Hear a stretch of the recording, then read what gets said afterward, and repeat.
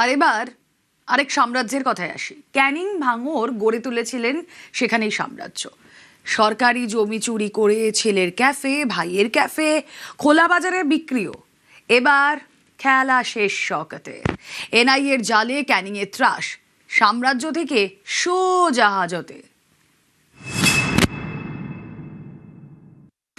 এবার জালে শওকত মোল্লা, একেবারে মাছ চোর কোটানকোট সেই মাছ চোর এবার জালে।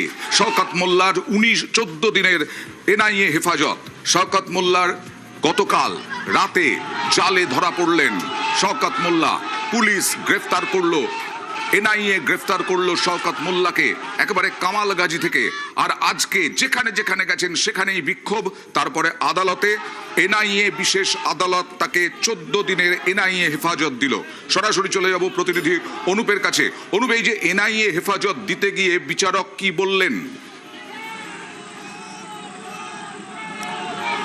আজকে 14 দিনের এনআইএ হেফাজত শওকত মোল্লাকে দেওয়া হয়েছে, তার কারণ এনআইএর পক্ষ থেকে 14 দিনের কিন্তু আবেদন করা হয়েছিল। আজকে শওকত মোল্লাকে যদি আদালতে পেশ করা হয়, সেক্ষেত্রে যেই বিস্ফোরণের ঘটনা, সেই বিস্ফোরণের ঘটনা সম্পর্কে তার যে যোগ, সেই যোগের কথা কিন্তু তুলে ধরা হয়। এবং অন্যদিকে তার যে আইনজীবী, তাদের পক্ষ থেকে তার জামিনের আবেদন করা হয়েছিল। তার কারণ যে ঘটনা ঘটেছিল তার থেকে 40 কিলোমিটার দূরে তিনি ছিলেন, এমনটা উল্লেখ করেছিলেন।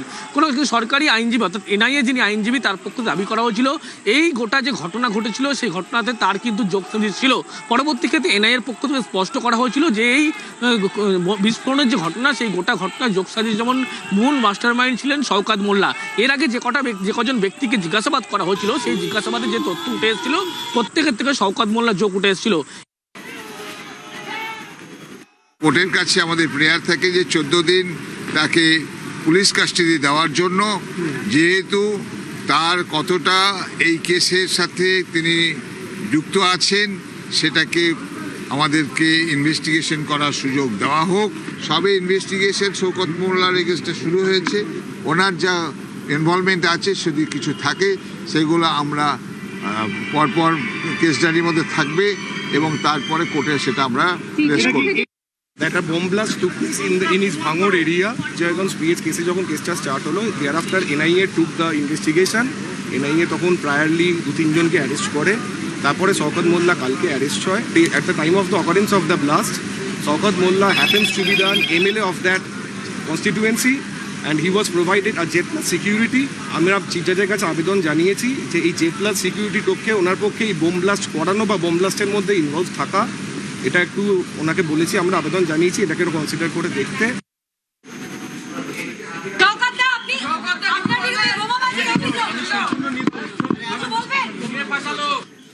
শওকত মোল্লা আদালত থেকে বের করার সময় বললেন সম্পূর্ণ নির্দোষ, কিন্তু দেখাবো কি কি কীর্তি। তবে তার আগে এনআইএ এর অফিস, সকাল থেকে এনআইএ অফিসের সামনে আইএসএফ কর্মী সমর্থকরা ডিম নিয়ে হাজির, সেখানে চোর চোর স্লোগান, মাছ নিয়ে হাজির এনআইএ অফিসের সামনে। এটা আদালতের ছবি দেখছেন, ব্যাংশাল কোর্টের ছবি দেখছেন, এটা এনআইএ অফিসের সামনে। ক্যানিং এর ত্রাস, বিশেষ করে ক্যানিং পূর্বের ত্রাস শওকত মোল্লা। এই শওকত মোল্লা কি না করেছেন? নদী চুরি, ভেড়ি চুরি, নদী চুরি করে ক্যাফে, ছেলেকে ক্যাফে তৈরি করে দিয়েছেন।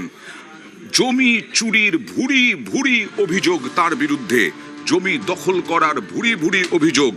যেন শেখ শাহজাহান সন্দেশখালীর এই ক্যানিং পূর্বের শওকত।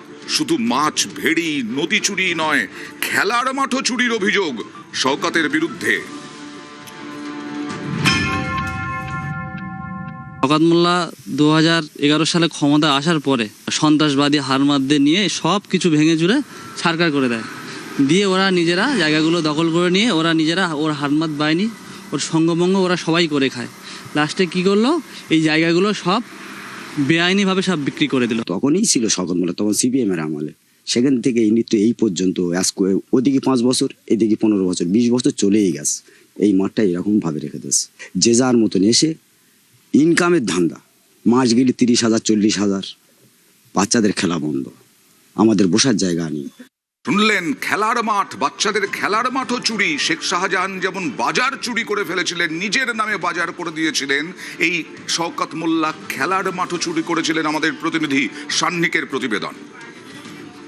ক্যানিং পূর্ব বিধানসভার কুরিয়াডাঙ্গা বাজার এলাকা, এই অঞ্চলে একটা বড় মাঠ দীর্ঘ সময় ধরে ছিল।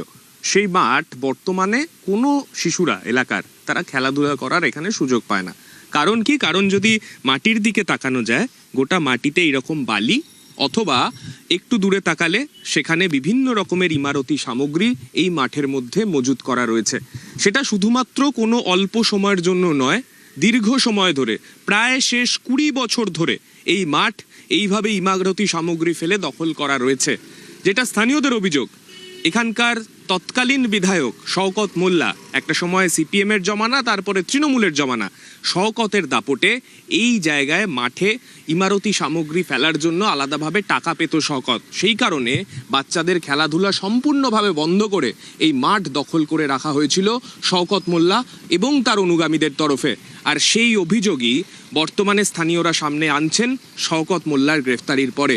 শওকতের গ্রেফতারের পর এলাকার হাল ফিরবে বলে মনে করছেন তারা। ক্যামেরায় রাজীব কুমার সিং এর সঙ্গে সান্নিক ঘোষ, নিউজ 18 বাংলা, দক্ষিণ 24 পরগনা। ক্যানিং পূর্ব যেন শওকত মোল্লার পারিবারিক সাম্রাজ্য। কম যান না তার স্ত্রীও। গরিবদের পাট্টা জমি দিয়েছিল বামেরা, সেই জমি দখল করে 4 লক্ষে বিক্রি করা হয়েছে, 4 লক্ষ টাকা করে। এটা বামফ্রন্টের আমলে এই ঘেরিগুলো বাঁধা হয়েছিল। বাঁধা হওয়ার পরে সাধারণ মানুষের প্লট বিল্লি করে দেওয়া হয়েছিল, 1 বিঘে 2 বিঘে যে যারা ব্যক্তি সেইভাবে বামফ্রন্টের আমলে দেওয়া হয়েছিল। তারপরে বানু, শওকত মোল্লার স্ত্রী, উনি এসে জবরদস্তিভাবে এই ঘেরগুলো, টোটাল গরিব মানুষের ঘেরগুলো নিচে দখল নিল, যে আমি লিজে করে খাবো, তোমাদেরকে লিজ দেবো। সেইভাবে জায়গাটা নিয়ে দখল করে কোনো মানুষের আজ পর্যন্ত লিজ দেয়নি। প্লাস সেই সব গরিব মানুষের জায়গা প্লট 2 বিঘে 3 বিঘে 1 বিঘে 4 লাখ টাকা হিসেবে বিঘে প্রতি বিক্রি করে উঠে গেছে। আমরা 2 বছর আগে কিনেছি একটা, 2-3 বছর আগে একটা কিনেছি, ওই 4 লাখ টাকা বিঘে কিনতে হয়েছে। ওটা বানুকে দিতে হয়েছে। শওকতের বউ বললো তো, বলে আমরা কিনে নিয়েছি সব জনগণের কাছ থেকে, না কাগজপত্র দেয়নি, বললে দেবো, কাগজপত্র করে দেওয়া হবে। কাগজ দেবে বলেছিল, এবারে কাগজ আমরা বানুর কাছে যাই, ওর কাছে গিয়ে বলছি যে এখন দেরি হবে, তোমাদের তো জায়গা কেউ নিয়ে নিচ্ছে না, টাকা তো আমি নিয়েছি, তুমি জায়গার উপর ঘর বাঁধো। সেভাবে আমরা ঘর বেঁধে বাস করি। 4 লাখ টাকা করে বিঘে নিয়েছিল। ওসব জানলে আমরা এইসব জায়গা কিনতাম।